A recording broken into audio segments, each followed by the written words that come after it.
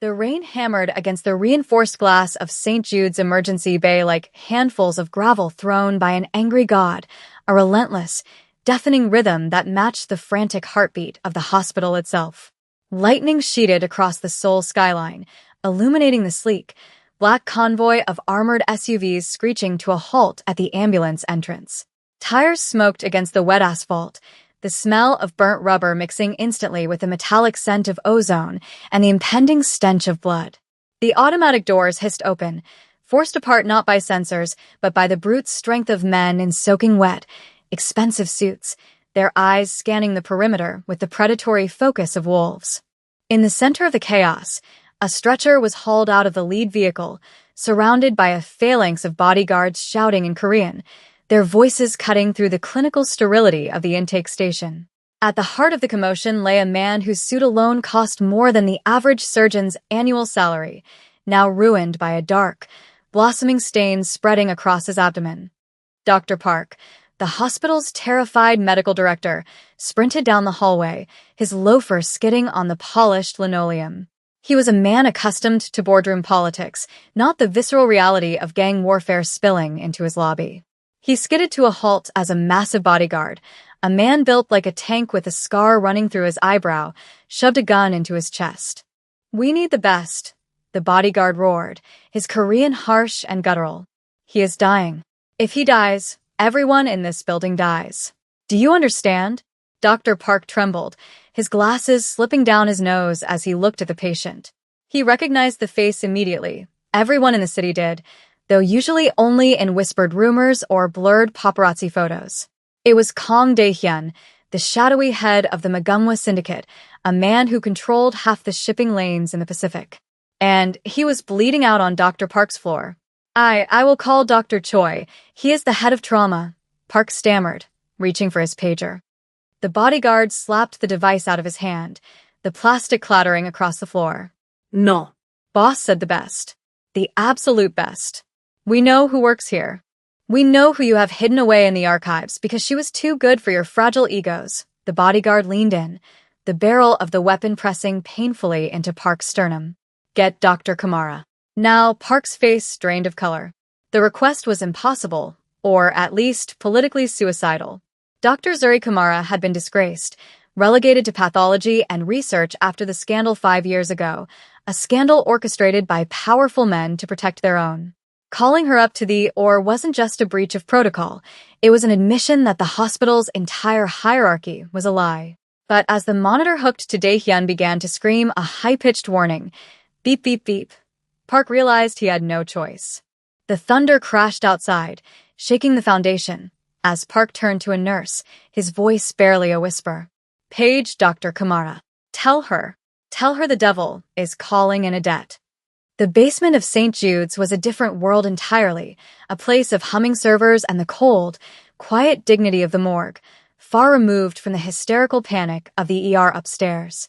Dr. Zuri Kamara sat under the pool of light from a microscope, her long, elegant fingers adjusting the focus with practiced, microscopic precision. She was 29, though her eyes held the weary wisdom of someone who had lived 3 lifetimes.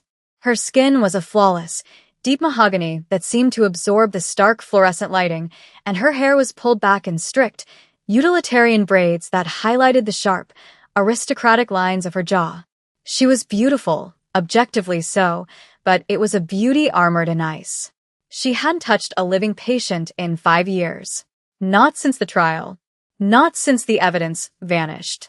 Not since she was branded reckless to save a senator's son from a malpractice suit. She adjusted the slide, the silence of the lab her only companion, until the red emergency light on the wall began to pulse. It wasn't just a light, it was the catastrophic code. The all-hands override. Zuri ignored it. She was a pathologist now.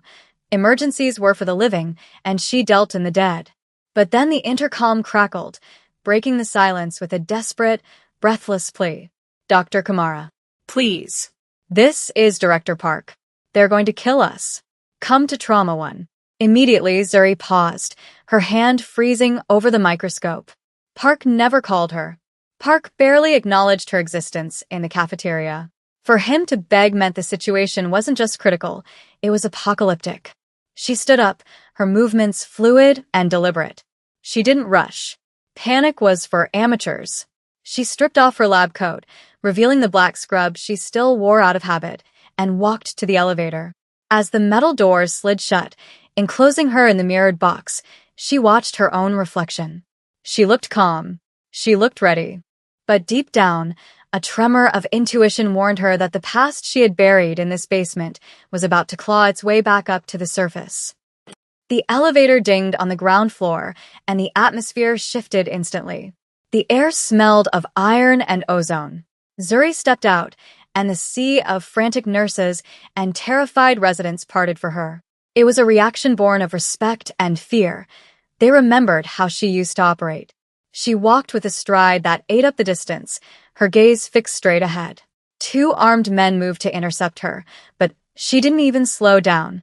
"Move," she said, her voice a low, smoky contralto that carried more authority than a shout. The men, confused by her sheer audacity, hesitated, and that was all the time she needed to breeze past them into Trauma 1. The room was a slaughterhouse of activity, shouted commands, and the rhythmic beeping of monitors.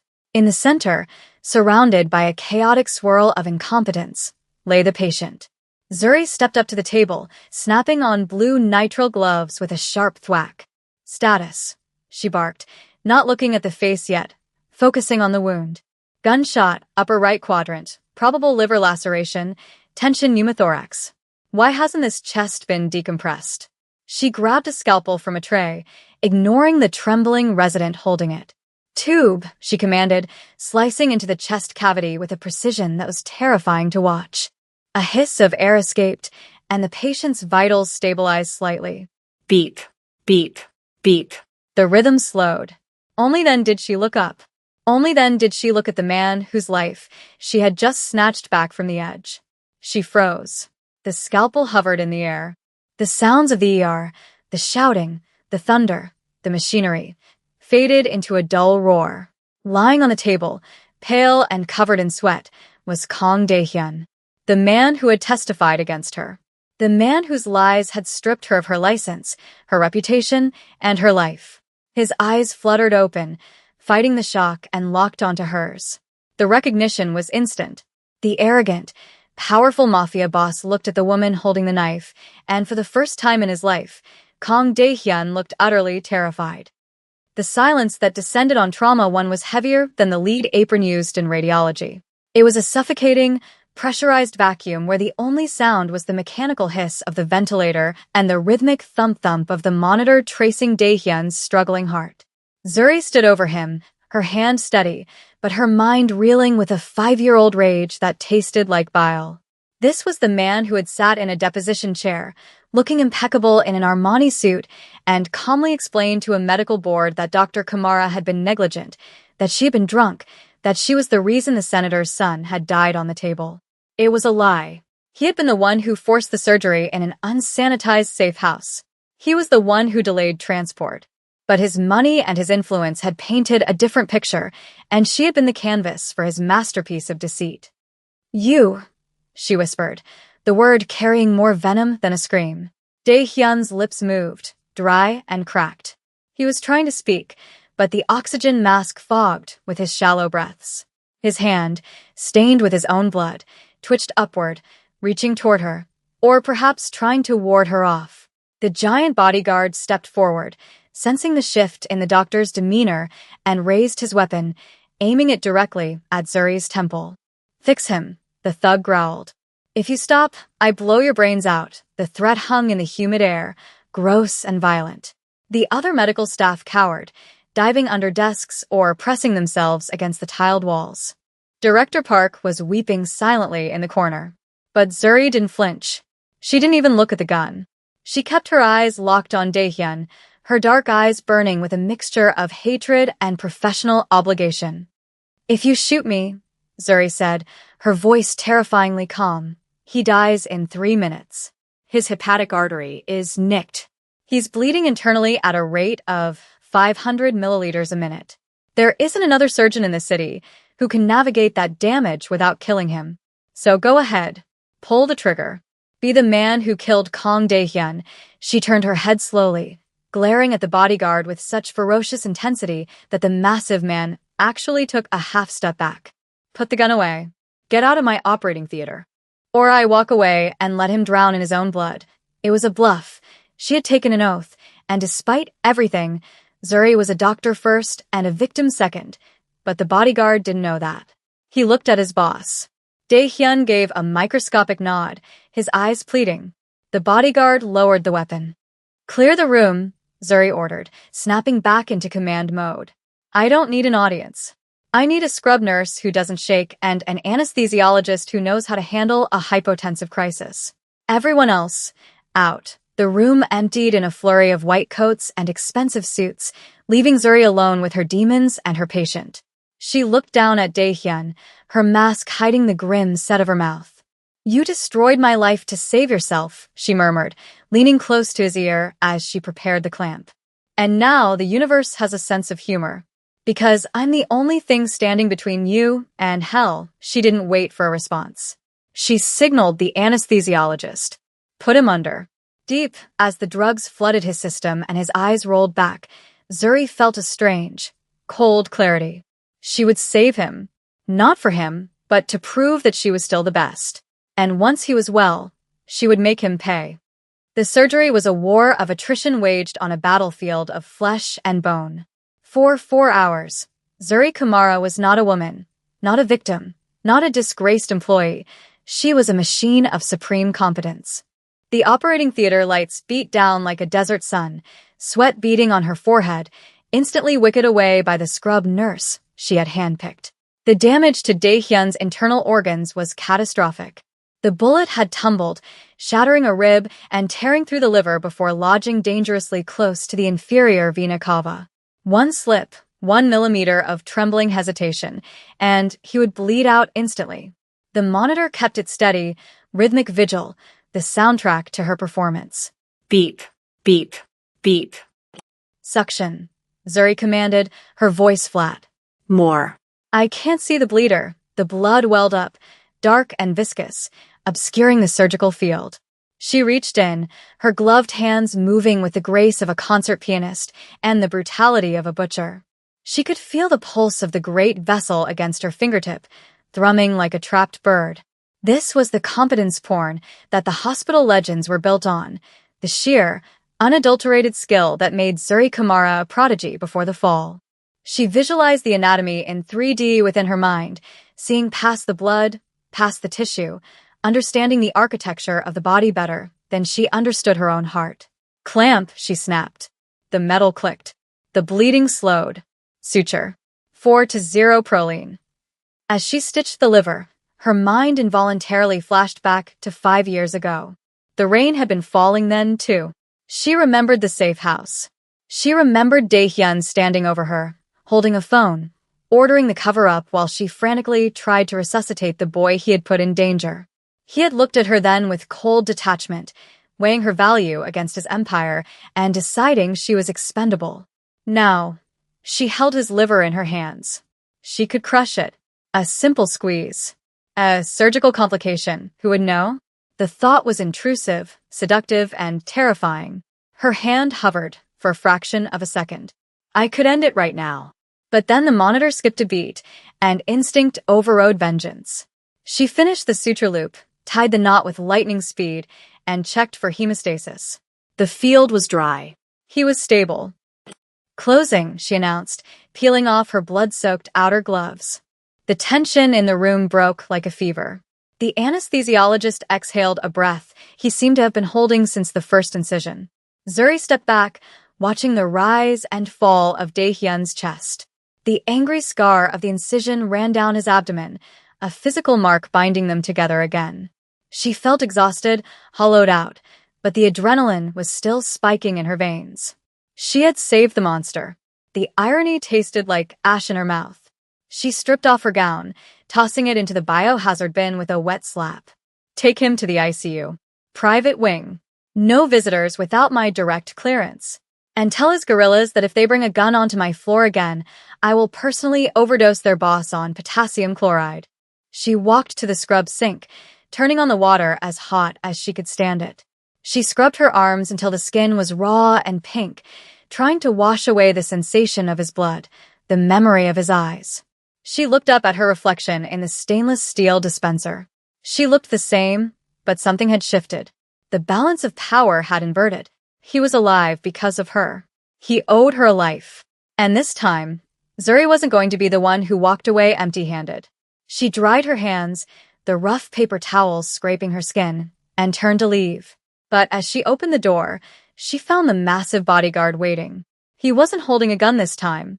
He bowed, deeply, respectfully. "The chairman is awake," the man rumbled. "He is asking for you." The recovery room was dim, lit only by the soft, rhythmic glow of the vitals monitor and the ambient city light filtering through the blinds. The storm outside had settled into a steady, weeping drizzle, the thunder distant now, like a retreating army. Kang Dae-hyun lay propped up against the pillows, his skin pale against the stark white hospital linens, tubes snaking from his arms and chest. He looked smaller than he had in the courtroom, diminished by pain and narcotics, but his eyes were sharp, intelligent, and focused entirely on Zuri as she entered the room. He didn't speak immediately. He just watched her, his gaze tracking her movement as she checked the foredrip and the drain output, deliberately avoiding eye contact. The air between them crackled with unsaid words, a heavy, static tension that made the hair on Zuri's arms stand up. "You haven't aged," Dae-hyun said finally, his voice a rasping whisper that sounded like dry leaves sliding over stone. "You look exactly the same as the night you swore you'd kill me." Zuri didn't pause in her task. She scribbled a note on his chart, her pen scratching loudly in the quiet room. "And you look terrible," she replied coldly, finally turning to face him. She crossed her arms over her chest, a defensive barrier. "You lost a liter of blood. Your liver took a heavy hit. You're lucky the bullet missed the spine. But luck seems to be your specialty, doesn't it, Chairman? Luck and buying people off." Dae-hyun let out a short, pained laugh that turned into a cough. He winced, clutching his side. "It wasn't luck today, Dr. Kamara. It was you. I knew if anyone could fix this mess, it was you." He looked at her with a strange intensity, a flicker of regret warring with his natural arrogance. "Why did you do it? You could have let me die on that table. My men wouldn't have known. You could have claimed it was too severe. Why save the man who ruined you?"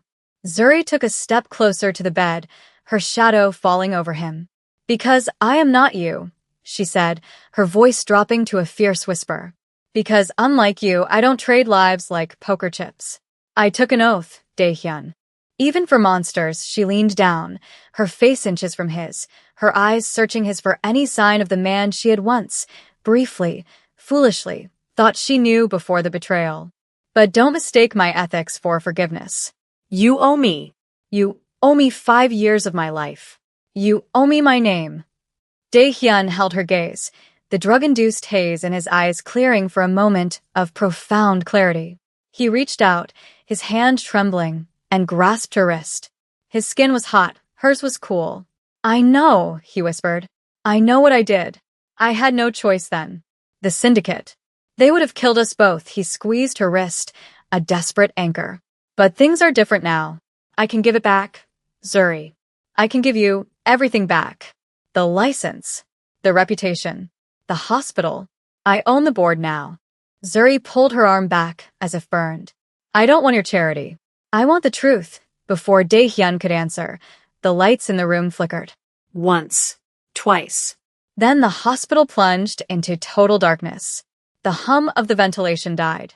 The silence was absolute for a heartbeat, broken only by the terrifying beep of the backup battery on the monitor kicking in. Zuri spun toward the door. "The generator should have kicked in instantly," she hissed. Dae-hyun struggled to sit up, his face hardening, the pain replaced by a soldier's alertness. "It's not a power outage," he said, his voice turning to steel. "It's a hit. They're here to finish the job." The darkness in the VIP wing was not the comforting absence of light, but a heavy, suffocating blanket that smelled of ozone and impending violence. The red emergency strip lighting flickered into life, casting long, bloody shadows that danced along the corridor walls like specters of the dead. Zuri didn't waste a second. She grabbed a pair of surgical shears from the bedside table and shoved them into the pocket of her scrubs. "Can you walk?" she demanded, her voice a low vibration against the sudden silence of the hospital. Dae-hyun swung his legs over the side of the bed, his face a mask of sheer while suppressing agony. He gritted his teeth, sweat popping on his forehead as his abdominal muscles, recently sliced and sutured, screamed in protest. "I can walk," he grunted, though his knees buckled the moment his feet touched the cold linoleum. Zuri caught him, her shoulder jamming under his armpit, taking his weight with a deceptive strength honed by years of hauling cadavers and heavy equipment. They moved toward the door, the four-pole abandoned, dragging a trail of disconnected wires. Zuri cracked the door open a fraction. The hallway was empty, but the silence was wrong. The usual hum of the hospital night shift, the squeak of rubber soles, the distant paging system, the murmur of nurses, was gone, replaced by the distinct, wet thwip of suppressed gunfire from the nurses stationed down the hall. Dae-hyun's bodyguard, the giant who had threatened Zuri earlier, lay sprawled across the desk, a dark hole in the center of his forehead. "Professional," Dae-hyun whispered, his voice tight with pain and rage. "Viper Squad. They work for the politician who hired me to move the shipment. He's tying up loose ends." He looked at Zuri, his dark eyes burning with intensity in the crimson light. "Leave me. They want me. If you run the other way, you might live." Zuri tightened her grip on his waist, her nails digging into his patient gown. "I don't lose patience, Dae-hyun. Not to sickness, and not to hitmen. We're going to the freight elevator. Now." They moved through the shadows, a three-legged creature of desperation. Zuri navigated the labyrinthine corridors of St. Jude's with a mental map etched into her brain during her years of exile. She knew which doors squeaked, which stairwells were camera-blind, and which service corridors led to the bowels of the building. As they rounded the corner toward the service bay, a silhouette emerged from the gloom, a man in tactical gear, night vision goggles glowing green. He raised a silenced pistol. Dae-hyun tried to shove Zuri behind him, but he was too slow, too weak. Zuri, however, didn't freeze. She grabbed a fire extinguisher from the wall mount in one fluid motion and hurled it. It wasn't an action movie throw. It was a desperate, adrenaline-fueled heave. The heavy metal canister smashed into the assassin's knee with a sickening crunch. As the man buckled, howling silently, Dae-hyun lunged, snatching the falling pistol out of the air and putting 2 bullets into the man's chest before he hit the ground. The hallway returned to silence, save for their ragged breathing. "You have a good arm," Dae-hyun wheezed, checking the magazine with trembling hands. Blood was seeping through his bandages, blooming like a red flower on his white gown. "Pathology requires upper body strength," Zuri replied curtly, dragging him toward the heavy steel doors of the service elevator. She swiped her badge. Thank God the internal readers still had battery backup, and the doors groaned open. They collapsed inside, Zuri hitting the button for the sub-basement. As the car descended, the metal rattling around them, the intimacy of the small space amplified the tension.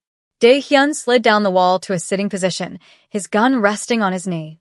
He looked up at her, really looked at her, seeing not just the doctor he had wronged, but the warrior he was forced to rely on. "Why?" he asked again, the question hanging in the stale air. "You know I'm a criminal. You know I destroyed you. Why fight this hard?" Zuri looked at the floor numbers ticking down. "Because if they kill you here, they kill the truth. And I'm tired of the lies winning." The elevator doors parted to reveal the sub-basement, a realm of cold concrete, humming generators, and the sterile chill of the morgue. This was Zuri's kingdom. The air here was 10 degrees cooler, smelling of formaldehyde and dust. "The MRI suite is down the hall on the left," Zuri whispered, helping Dae-hyun to his feet. "It's the only room with a lock heavy enough to hold them off, and it has a dedicated phone line for technical support that bypasses the main switchboard." They shambled down the corridor, their footsteps echoing like thunder in the quiet. But as they reached the heavy, shielded door of the MRI room, the sound of boots on the stairs behind them grew louder. The assassins were efficient. They were sweeping the building floor by floor. They were trapped. Zuri shoved Dae-hyun into the control room, but instead of locking herself in with him, she moved toward the scanner room itself. "What are you doing?" Dae-hyun hissed, gripping the doorframe, his face gray. Get in here. Zuri shook her head, her eyes flashing with a dangerous, calculated intelligence. They have body armor. They have automatic weapons. You have one gun and a bleeding liver. We can't outshoot them. We have to outsmart them. She pointed to the massive, donut-shaped machine in the center of the glass-enclosed room. That is a 3 Tesla magnet. It's always on. Even in a power outage, the superconductive cooling keeps the field active. She ran into the room, grabbing a heavy oxygen tank and positioning it precariously near the entrance, then sprinted back to the control room, locking the heavy door just as the stairwell burst open. 3 men in tactical gear flooded the hallway. They saw the closed door of the control room, the glass separating them from their targets. The lead assassin raised an assault rifle, preparing to shatter the reinforced glass. Zuri slammed her hand onto the intercom button. I wouldn't step closer if I were you, she announced, her voice amplified and distorted by the speakers. The leader laughed, a muffled sound behind his mask. Open the door, Dr. Kamara. Or we kill everyone in this basement. He signaled his men to breach the scanner room to flank them. It was exactly what Zuri had waited for. As the 2 men kicked open the door to the MRI chamber, stepping across the threshold with their rifles raised, physics took over. The magnetic field of a 3 Tesla MRI is 30,000 times stronger than the Earth's magnetic field. It is invisible, silent, and merciless to ferromagnetic metal.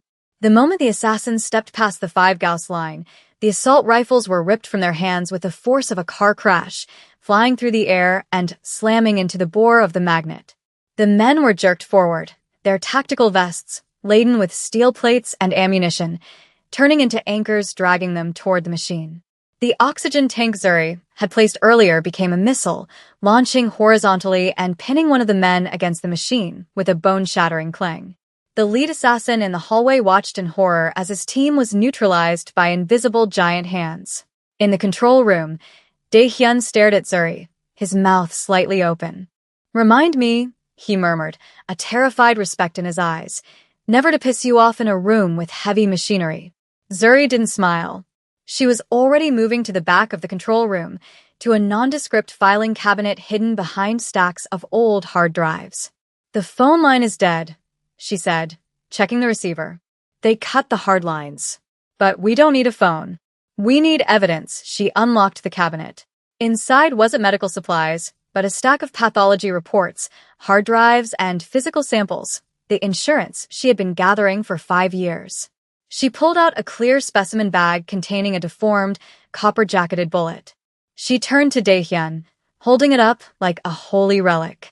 This, she said, her voice trembling with suppressed emotion, is the bullet I pulled from the senator's son 5 years ago. The one you said didn't exist. The one the coroner lost, I kept it, along with the DNA analysis proving it came from a police-issue service weapon. Dae-hyun stared at the bullet. The silence in the room was heavy, weighted with the ghosts of the past. You kept it, he whispered. You knew they would come for you eventually, Zuri nodded, her eyes hard. I knew you would come back. Or the people who own you. She tossed a thick file onto the console. This isn't just about the senator's son. It's about the illegal organ harvesting ring operating out of the VIP wing. The ring you facilitate. The ring Director Park runs. Dae-hyun looked at the files, the undeniable proof of his own complicity, and then back at the woman who had saved his life twice in one night. The arrogance was gone. The criminal facade cracked. The man who ordered the hit tonight, Dae-hyun said quietly, is Senator Kim, the father of the boy. He runs the ring. He wanted me dead because I was asking for a bigger cut. He wanted you dead because you're the only loose end. He looked up, his expression resolute. There is a broadcast server room on the roof. It controls the hospital's internal TV network and has a satellite uplink for medical conferences. If we get this up there, we can broadcast it to the entire city. The journey to the roof was a gauntlet of pain and adrenaline. They moved through the stairwells, avoiding the elevators which had become death traps. Dae-hyun was fading, his skin cold and clammy, his weight increasing on Zuri's shoulder with every step. But he kept moving, driven by a vindictive desire to burn down the masters who had betrayed him. They reached the roof access door, the wind howling outside, rain lashing against the metal. Zuri pushed the door open, and they stepped out into the storm. The helipad was awash in floodlights, the rain slicing through the beams like silver needles. Standing between them and the server room was the final obstacle, the corrupt handler himself, Senator Kim's personal fixers, a team of elite mercenaries surrounding a man in a trench coat, Director Park. Park looked pathetic and terrifying all at once, holding a pistol with shaking hands. "I'm sorry, Zuri," Park shouted over the roar of the wind and the thrum of a hovering news helicopter that had been circling the gang war below. "I have to do this. They'll kill my family." He raised the gun. Dae-hyun slumped against a ventilation unit, too weak to lift his weapon. Zuri stepped in front of him, shielding the Mafia boss with her own body. "You're not a killer, Park," she shouted back, her voice cutting through the storm. "You're a bureaucrat. You're a coward. But you're a doctor. Put it down." Park hesitated, tears mixing with the rain on his face. But the mercenary beside him didn't hesitate. He raised his rifle. Suddenly, a blinding spotlight hit them from above. The news helicopter dropped lower, sensing the climax of the drama. The intrepid reporter inside, seeing the standoff, zoomed the camera in. The feed was live. Millions of people in Seoul were watching their breakfast news, seeing the director of St. Jude's holding a gun on a wounded patient and a doctor. The mercenary faltered, realizing they were on camera. Zuri seized the moment. She held up the specimen bag with the bullet and the files, thrusting them toward the sky, toward the camera. "Senator Kim killed his own son," she screamed, her voice breaking with the force of the truth. "This is the evidence. This is the bullet." Director Park covered it up. The revelation, amplified by the visual of the desperate doctor and the dying mobster, was instantaneous. The mercenary lowered his weapon, realizing the operation was blown. Park collapsed to his knees, dropping the gun. Sirens wailed in the distance, growing louder, converging on the hospital not as a rescue for the rich, but as a raid. Dae-hyun looked up at Zuri, at her silhouette framed against the blinding helicopter light and the stormy sky. She looked like a Valkyrie, an avenging angel of science and truth. He closed his eyes, a small, genuine smile touching his lips for the first time in years. The house of cards had fallen. The aftermath was a blur of flashing lights, police tape, and frantic questions. The sun had risen, bathing the wet streets of Seoul in a clean, golden light that felt incongruous with the violence of the night. Zuri sat on the back of an ambulance, a shock blanket draped over her shoulders, watching the police lead Director Park away in handcuffs. The media circus was in full swing, cameras pointed at her, but she ignored them. Her work was done. The evidence was in the hands of the prosecutor. The senator had been arrested an hour ago, his immunity stripped by the undeniable public outcry. A gurney was wheeled past her. Dae-hyun lay on it, stabilized, handcuffed to the rail, but alive. He made the paramedics stop as they passed her. He looked different in the daylight, older, tired, stripped of his expensive armor. "You did it," he rasped, his voice weak but clear. "You burned it all down." Zuri looked at him, her expression unreadable. "I just cut out the infection," she said softly. "That's what doctors do." Dae-hyun nodded slowly. "I'm going to prison. For a long time. But my lawyers, they have instructions. The board is gutted. The hospital needs new leadership. I still own the majority share, through a shell company. I'm transferring my voting rights to you." Zuri's eyes widened. "I don't want your blood money." Dae-hyun, he smiled, a sad, crooked expression. "It's not money. It's penance. Make it a place where the best doctor handles the case, not the richest. Fix what I broke." He leaned back, signaling the paramedics to move on. As they wheeled him toward the police transport, he looked back one last time. "Thank you, Dr. Kamara, for saving the monster." Zuri watched him go, the heavy doors of the van slamming shut. She stood up, the blanket falling from her shoulders. She took a deep breath of the cool, rain-washed air. She was exhausted, bruised, and traumatized, but for the first time in 5 years, she was free. The underestimated expert had not only survived, she had rewritten the rules of the game. In a world built on lies, competence is the only revolution.